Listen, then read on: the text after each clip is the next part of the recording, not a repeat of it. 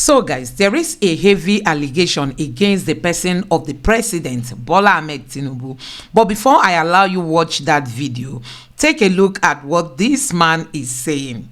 So guys, this is the right-hand man of Buhari, an APC chieftain. He has come out to say that Nigerians should lower their expectation that Tinubu will not perform well. This is pump and plain. Nigerians, don't be fooled. There is nothing coming your way. This man will not perform. This is coming after Mr. Bola Daniel once said that give Tinubu 30 years he will perform nothing. I mean, he will achieve nothing. Now, another chieftain of the APC is coming out to say that Tinubu is not going to perform well. Nigerians, can you see? These people know that, they don't have anything to offer. Why would they present to Nigerians a presidential candidate that they know that will not be able to perform? Now they are now telling us, don't hire your expectations that this government is not going to perform well. So that has stirred so many reactions on the social media. Now back to the main topic. There is a heavy allegation against the person of the president, that they are borrowing money secretly without telling Nigerians the terms and conditions for that borrowing, and they don't even know where the money is at the moment, if the money has arrived in Nigeria, or if it's in our purse already, or if the money is hanging somewhere, and under whose name was that money borrowed. A lot of questions. So guys, let me allow you watch this video.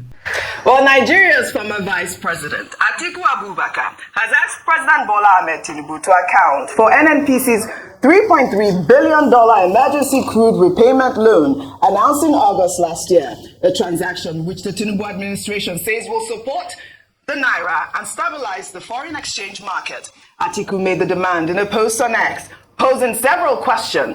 His tweet reads in part, Tinubu's administration owes Nigerians an explanation for the NNPC $3.3 billion emergency loan. The curious thing about this transaction is that up till now, the federal government continues to keep numb about it. And the only information available to the public on the mega deal is coming only through unofficial sources from the NNPC.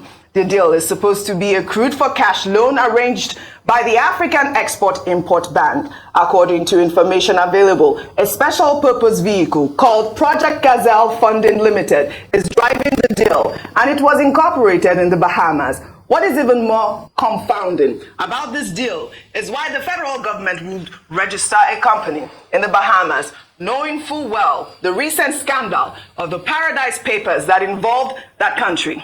Curiously, also, Nigeria's current barrels produced daily is 1.38 million. And according to the Project Gazelle deal, Nigeria is to supply 90,000 barrels of its daily production, starting from 2024 till it's up to 164.25 million barrels for the repayment of the loan. Now, this is where the details get disturbing, because Nigeria's benchmark for the scale of crude per barrel in 2024 is $77.96. A simple multiplication of that figure by 164.25 will give us a whopping $12 billion.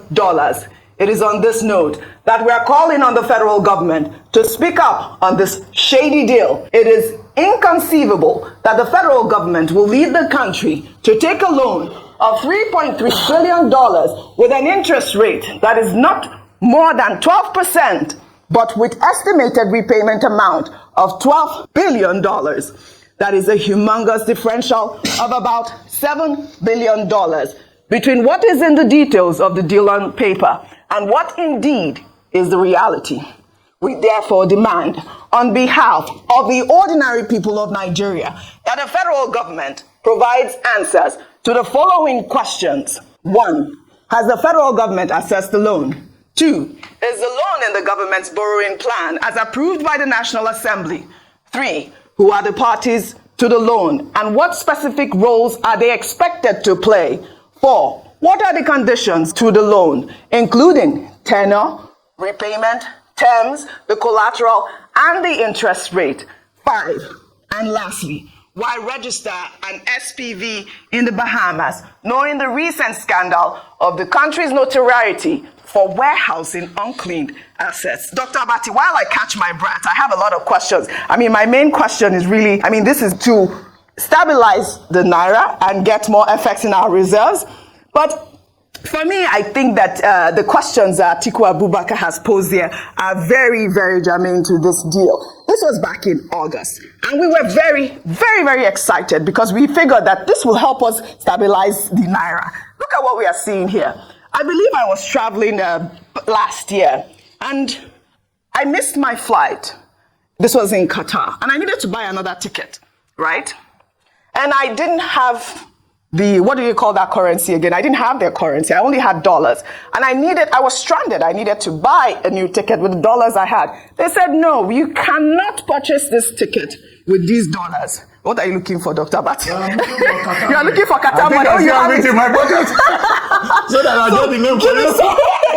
I couldn't find it. So I was saying, how am I going to fly? My credit card wasn't working and I was stranded. So I had to, find a way to get bureau de change and change the money.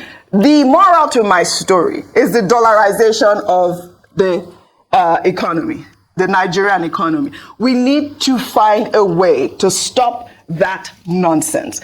Like you mentioned earlier, the CBN says that, Naira is undervalued. I think that this whole deal, I don't know how it even helps in the first place. We need to hear answers. Okay, we discussed this earlier on and said Waziri Atiku Abubakar, not just as a politician, leading an opposition party, but also as a citizen, like every one of us, has a right to ask questions. Yes. And it's the responsibility of government to provide explanations. And some of those questions that he has raised, they are not questions that have been addressed in the frequently asked questions about this deal with Afrism and the Gazelle SPV. These questions will still have to be addressed by the NNPC that is in charge of this.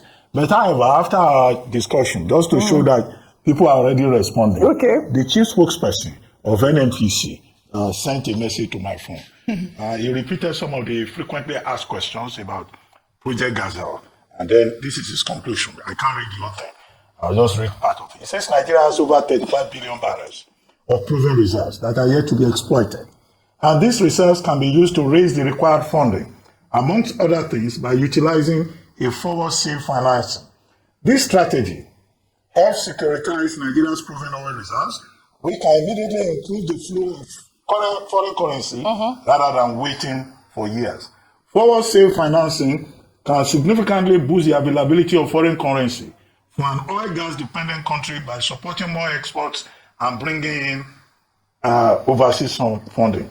This helps to improve the country's ability to pay for imports and manage its overall economy. And it goes on and on and on. And it says, in line with the provisions of the latest PIA and NNPC Limited's journey towards operational excellence and economic contribution. As a limited liability company, Project Gazelle balances immediate financial requirements with long-term stabilities. Further inquiries should be directed to Olufemi Shoneye, Chief Corporate Communications Officer, NNPC Limited. Okay. So you see, we got an immediate response, but they still have to respond to those specific questions. All the questions. I thought it was important to highlight the questions one by one. Well, I'd like to thank you all for your great analysis. So guys, one thing about this government is that, especially this APC government, is that they like to do things in secrecy. So you can imagine them going for this loan. It is not made public to Nigerians. People don't even know about it. Who knows how a whistleblower must have been the one that gave Atiku this information. So they go out to borrow money and they enter into all kinds of terms and conditions, and they don't even inform the Nigerian people. And you can imagine, tomorrow now, these people will be the one taking our oil. It will get to a point, if this debt is not being paid or they are not able to pay this debt, they might want even to come and claim, undrilled oil. They want to claim what Nigeria has, because these people that are borrowing this money to Nigeria, They are into business. They are also looking for profit. So if they see any opportunity to make money, why not? They will embrace it. So I don't know the kind of government we have in Nigeria. Why is it that these people, they just feel they can just take Nigerians for granted? So guys, this is it. You have heard it for yourself. Let me know what you think about this in the comment section below. Please don't forget to subscribe to the channel, turn on the notification bell. Please give this video a like so that YouTube can recommend it to others. Thank you.